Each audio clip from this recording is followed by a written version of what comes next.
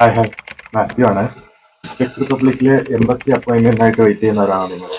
ഇപ്പൊ എന്തുകൊണ്ടാണ് നമുക്കിപ്പോ എംബസി അപ്പോയിന്റ്മെന്റ് കിട്ടാൻ ഡിലേ വരുന്നതെന്ന് അറിയാമോ ഇന്ത്യയിൽ? അതായത് നമുക്കിപ്പോ ഇന്ത്യയിൽ ടോട്ടൽ ഇപ്പോൾ 110 സ്ലോട്ട് മാത്രമേ അവൈലബിൾ ആയിട്ടുള്ളൂ. ഈ 110 സ്ലോട്ടും നമുക്ക് ഈ 2 ഇയർ വർക്ക് പെർമിറ്റിന് വേണ്ടി മാത്രമുള്ളതല്ല. ഈ അതിൽ വരുന്ന 50 സ്ലോട്ട് സ്റ്റുഡൻസിനുള്ളതാണ്. ബാക്കി വരുന്ന 50 ഫാമിലി റീയൂണിഫിക്കേഷന് വേണ്ടിയുള്ളതാണ്.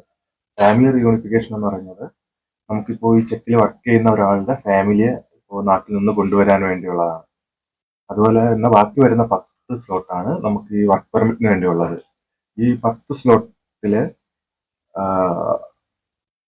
6 മന്ത് സീസണൽ വിസ ഉണ്ട്, അതുപോലെ തന്നെ 9 മന്ത് സീസണലുണ്ട്, പിന്നെ വരുന്നത് 2 ഇയർ ആണ്. ഇത് മൂന്നും കൂടെ ചേർത്താണ് 10 സ്ലോട്ട് വരുന്നത്. അപ്പോൾ അതാണ് നമുക്ക് ഇത്രയും ഡിലേ വരുന്നത് നമുക്ക് എംബസി അപ്പോയിന്റ്മെന്റ് കിട്ടാനായിട്ട്.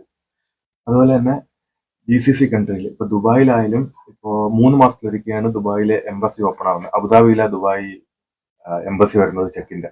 അപ്പോൾ അത് 3 മാസത്തിലൊരിക്കൽ ഓപ്പൺ ആവത്തുള്ളൂ. അവിടെ നമുക്ക് 10 സ്ലോട്ട് മാത്രമേ കിട്ടത്തുള്ളൂ. ഒരു വർഷത്തിൽ 40 സ്ലോട്ട് മാത്രമേ നമുക്ക് വർക്ക് പെർമിറ്റിനായിട്ട് കിട്ടത്തുള്ളൂ ദുബായിൽ. പിന്നെ അതുപോലെ തന്നെ നമുക്കിപ്പോൾ നാട്ടിൽ നിന്ന് ഈ ദുബായ് ഏജൻസിക്ക് ക്യാഷ് കൊടുക്കുന്ന കുറെ ടീംസ് ഉണ്ട് കേട്ടോ. കുറെ പിള്ളേരുണ്ട് ഇതുപോലെ ചെക്കിൽ വരാനായിട്ട് നാട്ടിൽ നിന്നിട്ട് ദുബായിലുള്ള ഒരു ഏജൻസിക്ക് പൈസ കൊടുക്കും. അങ്ങനെ ഒരിക്കലും അത് അങ്ങനെ കൊടുക്കരുത്. എന്ന് വെച്ചാല് അങ്ങനെ കൊടുക്കുമ്പോഴത്തേക്കും നമുക്ക് എന്തെങ്കിലും ഒരു ലീഗലി ഇഷ്യൂ വന്ന് നമുക്ക് ഒന്നും ചെയ്യാൻ പറ്റത്തില്ല. അതുപോലെ തന്നെ ദുബായിലുള്ള 99% ഏജൻസികളും ഫ്രോഡാണ്. എനിക്ക് തന്നെ ഒരു 2 ഏജൻസിയിൽ ദുബായിൽ വെച്ച് പണി കിട്ടിയിട്ടുണ്ടായിരുന്നു. ഞാൻ ദുബായിൽ നിന്നാണ് വന്നത്. അപ്പോൾ 2 ഏജൻസിന്ന് എനിക്ക് ദുബായിൽ നിന്ന് പണി കിട്ടിയിട്ടുണ്ട്. അതുപോലെ തന്നെ നമുക്ക് നാട്ടിലൊരു ഒരു തേർഡ് പാർട്ടി ഏജൻസികൾ ചെയ്യുന്നുണ്ട് ഇതുപോലെ അപ്പോയിന്റ്മെന്റ് എടുത്തരാന്ന് പറഞ്ഞ് ക്യാഷ് മേടിച്ചിട്ട് എന്തോ ഒരു പുതിയ സ്കീമാണ്, സെറ്റിൽമെന്റ് സ്കീം എന്ന് പറഞ്ഞ് ക്യാഷ് മേടിക്കുന്നുണ്ട്. ഇപ്പോൾ 8-9 മാസമായി അങ്ങനെ ക്യാഷ് കൊടുത്തിട്ട് വെയിറ്റ് ചെയ്തിരിക്കുന്ന കൂട്ടുകാർ എനിക്കുണ്ട് എംബസി അപ്പോയിന്റ്മെന്റ് ആയിട്ട്. ഇപ്പോൾ നിങ്ങൾ ശ്രദ്ധിക്കേണ്ടതെന്ന് വെച്ചാൽ നമുക്കിപ്പം ഇന്ത്യയിൽ 10 സ്ലോട്ട് മാത്രമേ നമുക്കിപ്പോ കിട്ടുന്നുള്ളൂ.